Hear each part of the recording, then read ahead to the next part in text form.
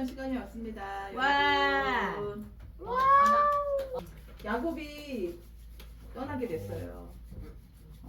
예, 야곱이 에서에게 파축을 팔고 장자권을 획득함으로써 갑자기 이 스토리가 확 전개가 됩니다. 빠르게 전개가 되면서 야곱은 아마 우리도 그렇잖아요. 주님께 은혜를 막 구해. 은혜를 구하고 막 복음을 만나고 하는데 그때부터 우리의 삶이 빠르게 전개되지 않던가요? 막 전개되면서 공격도 많아지고 야곱이 좀 그런 것 같아요. 드디어 야곱은 아브람과 또 아버지 이삭과 또 셈에게도 교육을 받았다고 전승에는 나온다고 합니다. 야곱이? 네. 그러니까 야곱은 굉장히 모태신앙으로 태어나서 굉장한 신앙 교육을 받은 사람이에요.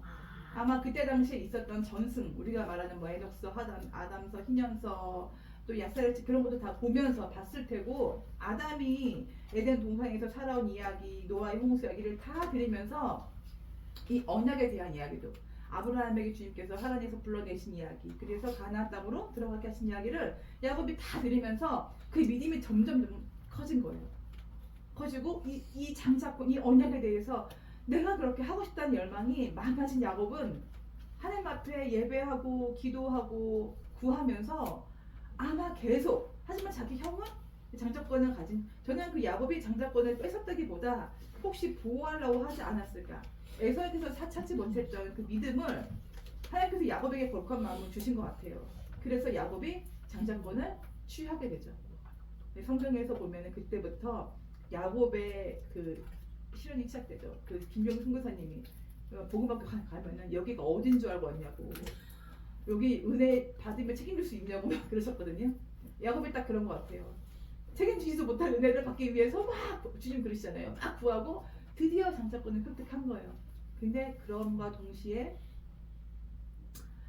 네, 이게 이제 사실 야곱에게만 큰 일이 아니고 리브가에게도 큰 일이고 이삭에게도 큰 일이고 에서에게도 큰 일이 된 거죠.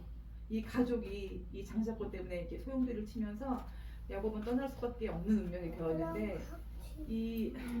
그래서 저는 이 야곱의 떠남이 참 되게 놀라운 것 같아요. 야곱의 떠남을 제가 묵상을 하면서, 그러니까 이 야곱이 그 떠나게 된 그 떠남은 장자권을 얻은 그 하나님의 축복의 대가 지불이었던 겁니다. 그러니까 축복을 받았지만 동일하게 권리를 같이 이행해야 하는 삶이었던 거예요. 야곱은 그거를 몰랐겠죠.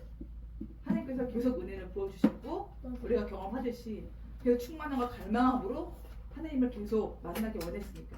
그런데 드디어 야곱의 삶에서 이 언약된 자리에 그 삶을 책임져야 하는 순간이 온 거예요. 그래서 야곱은 떠나야만 했습니다.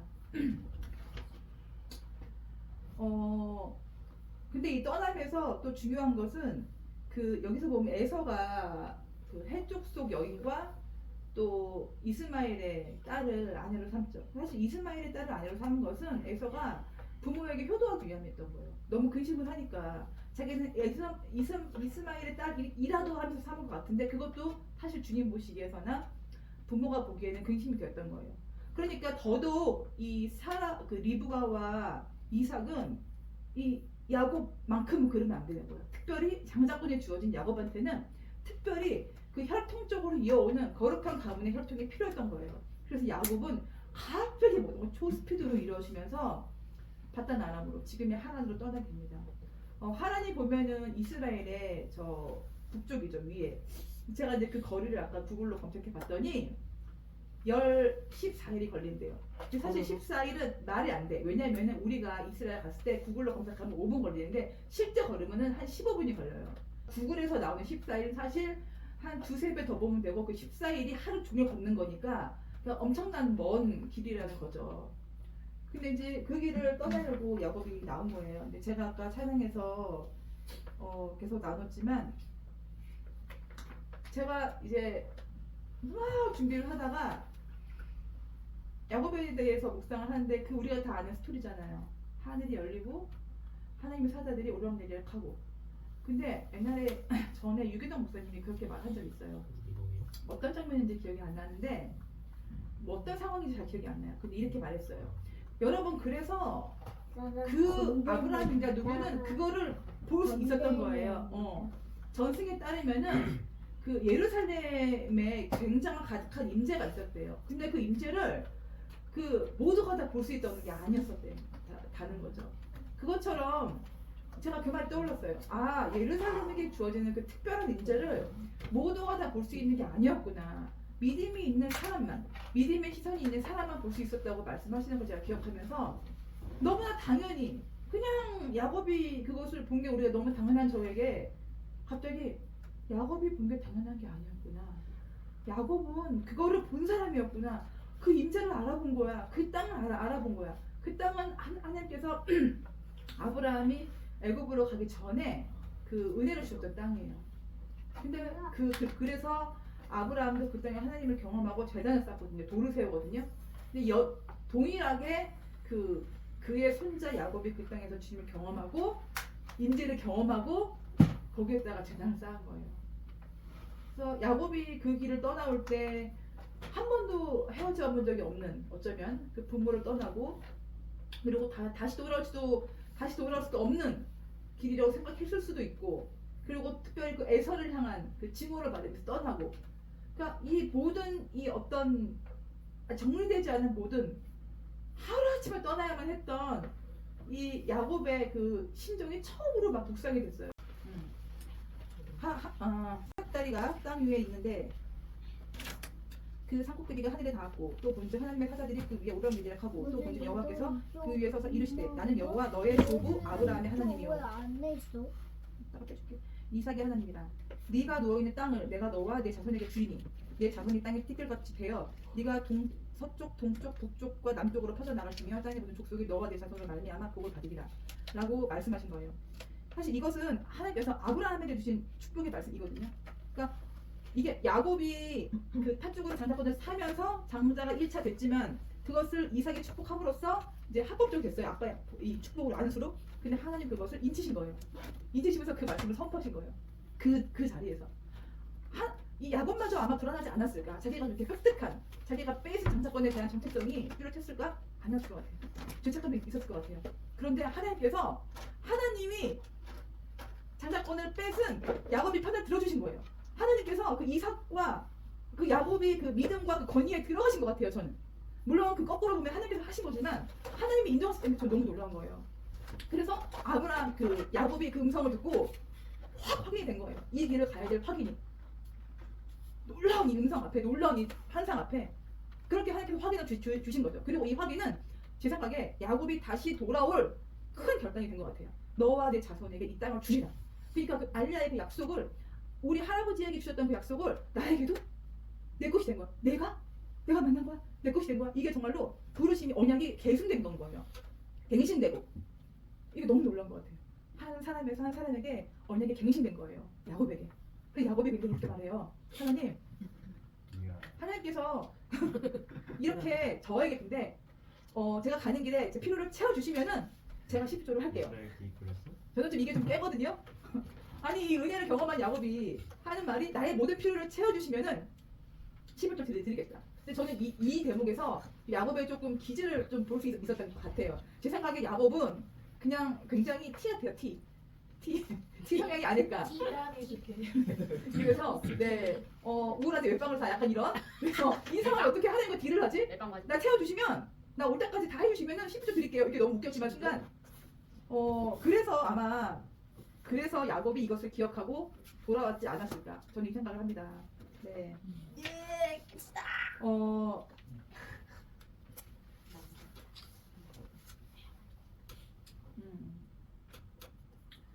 그래서 저희가 이제 야곱을 계속 묵상하면서 이 부르심이 계속적으로, 아까 우리 찬양하면서 말했지만 이 부르심이, 야곱의 부르심이 바로 우리의 부르심입니다.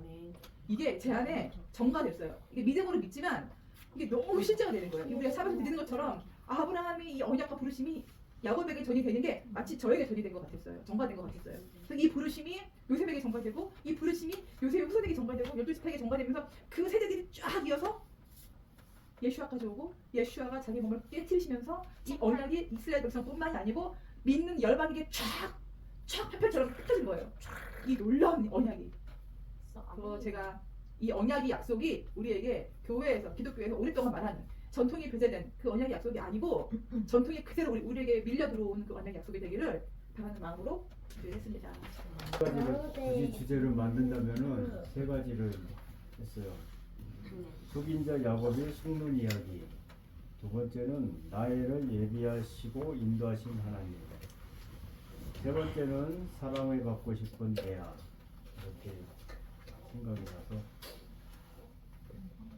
이게 주중에 이제 새벽 3시경에 잠이 깨서 여기 나와갖고 왔다 갔다 하다가 마침 생각이 나서 성경을 봤는데 처음에는 이게 무슨 말인가 읽어갖고 뭐 계속 읽어보니까 이제 이렇게 그렇군 여자의 마음 라헬 입장에 라헬이 아니라 레아 입장도 떠올랐고 그래서 듣고 일단은 창세기는 계속 겹치는 이야기예요. 겹치는 그 아브라함이 종을 보내서 그 사라를 만난 것도 우물가에서 만났고 리브가를 만난 것도 이삭이 만난 것도 우물가에서 만났고 그다음 또 야곱도 이제 또그 우물가에서 라헬을 만났고 이처럼 이제 계속 겹치는 내용에 있어 갖고 하나님은 계속 강조하시는 게 언약대로 이루어진다. 그것을 이제 말하는 거죠. 그리고 엄마인 리브가도 목자고 또한 이제 그 우물가에서 만났는데 나엘을 만난 야곱도 첫눈에 반한 거죠. 첫눈에 반해가지고 리브가의 몸과 얼굴을 닮은 야곱은 집에 있을 때 그 생각에는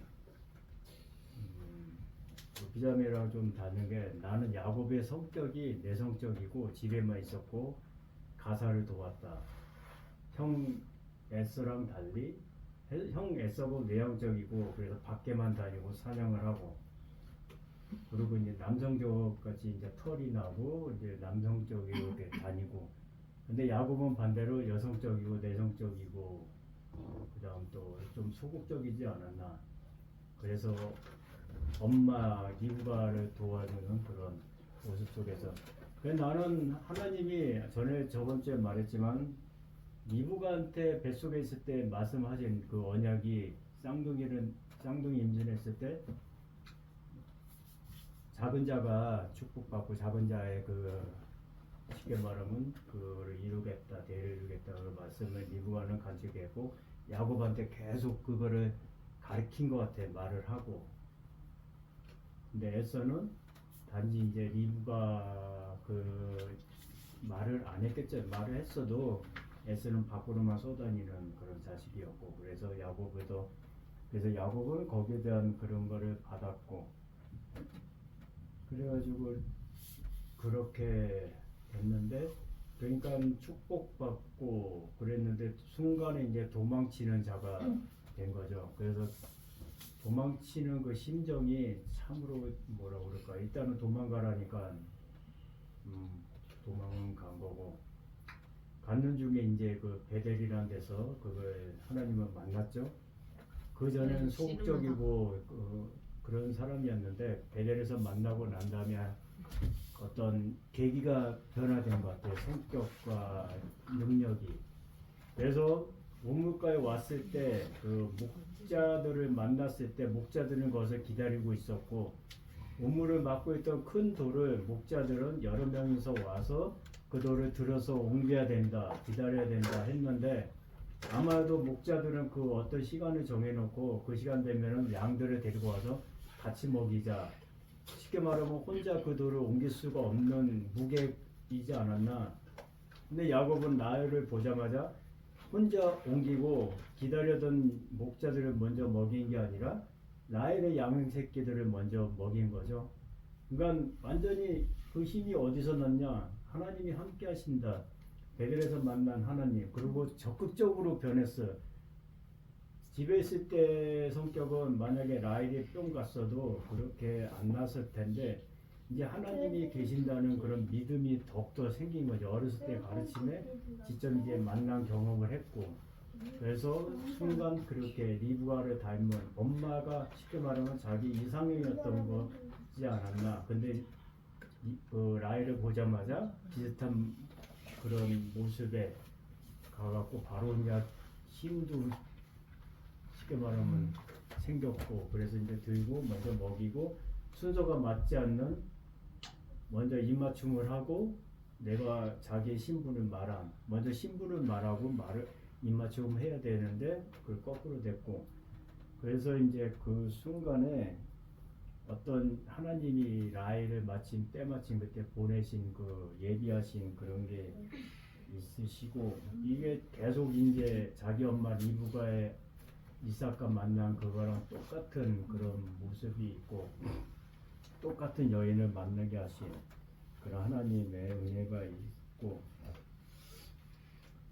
또한 이제 그 보면은 모세도 똑같은 경험을 했어요. 계속 출애굽기 2장 17절에 보면은 모세가 미디안의 제사장들의 딸들에게 쫓아 내려가는 목자들을, 그러니까 미디안의 딸들을 쫓아가서 쫓는 그 목자들을 힘으로 쫓아내고 딸들의 양들에게 물을 먹이고라는 말이 있어요. 그래서 그러면서 이제 아내를 맞이하게 된 거고, 그러니까 이게 이제 야곱의 그 내용과 비슷한 내용이고, 하나님은 계속적으로 그 말을 하나님의 뜻을 강조하시는 것을 계속적으로 사람들한테 말하고 있죠. 그리고 두 번째는 야곱은 그래서 라헬을 이제 만났고 라헬을 이제 아내로 맞이하고자 그랬는데 라반한테 이제 말을 한 거죠. 대가를 물어봤을 때 둘째 딸을 달라. 7년 동안 했는데 이제 라반의 속임수로 인해서 14년을 하게 된 거고, 그건 또 반대로 야곱은 작은 자가 큰 자를 속였고 큰 자보다도 작은 자가 얻었는 내용인데, 라반의 딸들에서는 작은 자를 원했는데 큰 딸을 얻게 됐어요. 먼저 속임수로 인해서 아버지와 형을 속인 야곱이 라반을 통해서 라반의 속임수로 대물림을 받은 거예요. 그만한 대가를 받은 거죠. 왜 이것도 이제 하나님의 그만한 이제 언약과는 달리, 언약은 있었지만 인간의 아무리 힘과 능력으로 사람을 속일 수 있었지만 그만한 속였을 때는 그만한 대가가 따른다. 하나님이 일하는 데서는 그런 것을 느꼈고, 그러니까 7년이 아니라 14년을 해서 야곱의 계획은 모두가 이제 틀어졌고, 사람이 아무리 계획해도 그것은 하나님의 뜻에 맞지 않는다는 것을 느꼈고, 그리고 세 번째로 레아 얘기인데, 레아 얘기도 똑같아요. 사라도 그랬고, 끝내는 종들을 보내갖고 자식을 못 낳지만 본인은 못 낳지만 여종을 시켜서 자식을 낳게 하고, 사라도 그랬고 할머니 사라죠. 그리고 이제 레아도 자식을 아들을 낳는데 야곱의 사랑을 못 받는 거예요. 계속 야곱은 오직 라헬한테만 가 있고, 그래 또 낳고 그래서 이제 유다까지 가서 이제 태가 닫으셨다 했는데, 유다는 어떤 이제 그 인물인지 알죠? 그러니까 레아가 아니라 레아를 통해서 하나님은 유다를 탄생하게끔 하시고, 그 후에 이제 역사적인 일이 일어나게 하신 거죠. 그래서 그럼에도 자식들을 그렇게 낳아줬는데 야곱은 오직 라헬만 보고, 그 레아 입장에서는, 여인의 입장에서는 얼마나 힘들고 그 고통 속에 있었는지를 남편의 사랑을 못 받는 그것도 동생한테 그래갖고 엄청 힘든 상황에서 라헬이 그랬죠. 자식이 얻어온 거 뭐라고 그랬지? 까먹었는데, 그 얻은 것까지 줄 수 있냐고. 합한채. 그렇죠. 황제세.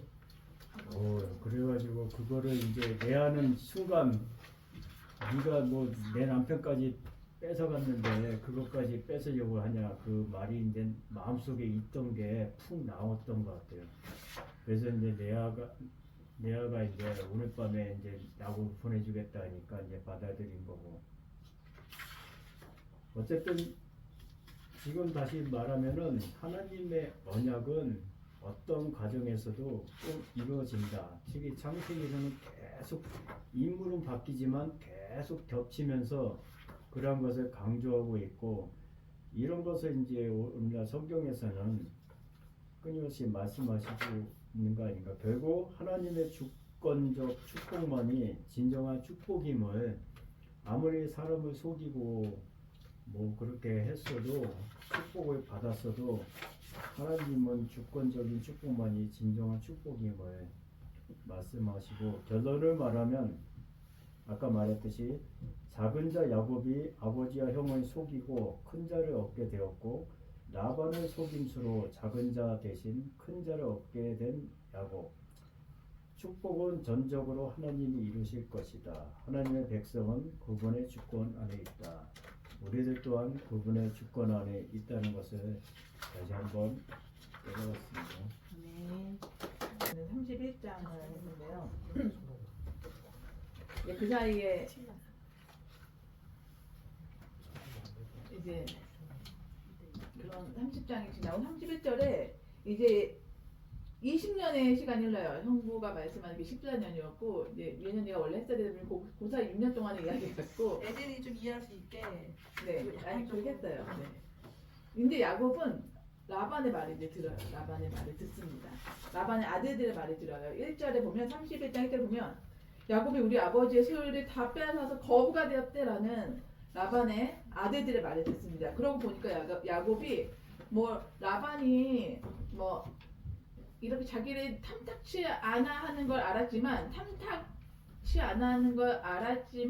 그거를 은근히 표현내고 있다는 것도 알았는데, 어느 날부터는 이제 20년이 되니까 자기에게 대하는 게 예전 같지 않음을 느끼게 돼요. 안색이 예전과 같지 않은 싸움을 느끼게 되죠.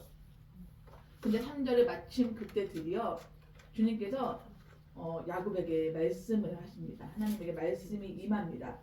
하나님은 20년 전 베델에서 야곱에게 나타나셔서, 꿈에서 나타나셔서 내가 너와 함께 있고 어디로 가든지 너를 지키고 너에게 허락한 것을 다 이루기까지 너를 떠나지 아니하리라고 말씀하셨기 때문에 하나님은 야곱이 바단 아람에 있는 20년 동안 분명히 함께 하셨을 거예요. 근데 성경에서는 그 20년 동안의 세월 동안 베델에서의 사닥다리 꿈이요 하나님의 말씀이 야곱에서 있었다라는 말은 단 한 번도 언급되지 않고 있습니다. 그렇다면 야곱이 하나님께서 말씀하시길 그러면 이제 온전히 기다리고 있었을까? 그렇지 않을 수도 있다는 생각이 들었어요. 이 20년 동안 너무나 바쁜 삶을 살았고, 아내를 넷이나 맞이했고, 자식들도 막 12명에다가 딸도 낳고, 11명이죠. 베냐민은 길에서 나으니까 낳고 하면서 굉장히 바쁜 시간을 그 땅에서 살아남기 위해서 굉장히 사투리 벌이며 살지 않았을까. 그러면서 중간에 14년째가 됐을 때, 창세기 30장 25절에 라헬이 요셉을 낳을 때 라반에게 야곱이 한 번 얘기를 해요. 나를 내 고향 본토로 가게 해달라고 말한 적이 있었는데, 하지만 또다시 라반의 어떤 이빠른 소리를 위해서 한 번 남아있게 되고, 또 그 이후에 6년이라는 시간이 흐릅니다. 이거는 하나님께서 그 당시 뭐 14년이 됐을 때 너 드디어 갈 때가 됐다라고 말씀한 게 아니라, 야곱이 14년이 됐을 때 자기의 일한 연수를 다 채웠기 때문에 자기가 라반에 가겠다고 말했는데, 라반의 꼬드김에 의해서 6년이 더 일하게 되면서 20년을 채우게 되죠. 근데 드디어 이제 하나님께서 직접 31장 33절에 야곱에게 먼저 말씀을 다시 20년 만에 하십니다. 너의 조상의 땅, 너의 족속에게로 돌아가라. 내가 너와 함께 있으리라.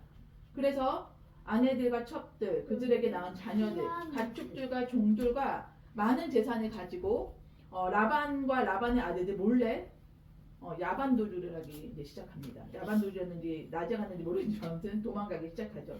그렇지만 3일 뒤에 라반이 야곱이 떠난 것을 알게 되고, 그들의 종들과 형제, 아들들, 친척들이 다 거느리고 쫓아가는 중에 만나기 전날 밤 하나님께서 라반의 꿈속에 나타나셔서 야곱에게 선악간에 시시비비를 얘기하지 말라라고 말씀하시죠. 만약 하나님께서 라반의 꿈속에 나타나시지 않았다면 이미 아마 라반은 틀림없이 야곱을 해쳤을 겁니다.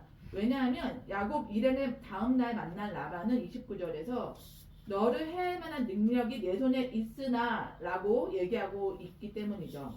그러면서 굉장히 너그러운 척, 또 사실은 없어진 드라빈 때문에 쫓아온 것이라고 합리화를 하기도 합니다. 그렇지만 결국 드라빈은 라헬이 꽁꽁 숨겨놓아서 찾지 못하고, 그러면서 야곱의 분노의 그 책망을 듣고 야곱이 그동안 이제 분노했던 것을 막 한바탕 쏟아붓죠. 그리고 그 서름을 쏟아내고 두 사람이 언약을 맺고 잔치를 하고 라반이 딸들과 손자들을 축복하고 드디어 그 땅으로 돌아가는 그런 여정이 나온 게 31장인데, 사실 이 길르앗에 있는 부분이 사실 그 마지막 가나안 땅을 앞두고 있던 마지막 지점이었다고 나오고 있어요. 거기서 이제 요단강을 건너면 바로 이제 가나안 땅에 들어가는 바로 앞에서 이런 일이 벌어지는데, 이 창세기 31장을 제가 한 주 동안 읽고 묵상하면서 이 31장이 이스라엘 백성에게, 이스라엘 민족에게, 지금에 있는 이스라엘 민족에게, 그리고 우리에게도 너무나 중요하고 놀라운 사건이고, 어떤 일과 많은 유사점이 있다는 것을 깨닫게 됐어요. 바로 출애굽, 엑소더스인 출애굽과 많은 유사점을 갖고 있다고 생각했습니다. 예표라고까지 해야 되는지 모르겠지만 이집트 땅에서 번성하게 됨으로 바로와 애굽 사람들의 미움을 받고 마지막 10번째 재앙 이후에 급하게 도망치듯 나올 수밖에 없었던 것처럼, 그리고 나중에 바로가 그들을 잡기 위해 죽일 때 쫓아오는 모습들에서 야곱이 거부가 되므로 역시 라반과 그 아들들의 미움이 극에 달하고 10번이나 품삯을 속인 라반이 드디어 라반을 참다가 드디어 도망치게 되고, 그리고 하나님께서 그 야곱을 돌아보심으로 바다나람을 급하게 나오게 됐는데, 라반이 뒤쫓아오는 모습들에서 들어가고 이방 땅에 들어가고 억압 가운데 부르짖고 하나님이 개입하시고 나오게 되는 이 유사한 패턴이 출애굽의 사건과 굉장히 비슷하다고 생각이 들었어요. 그리고 이 패턴은 굉장히 중요하다.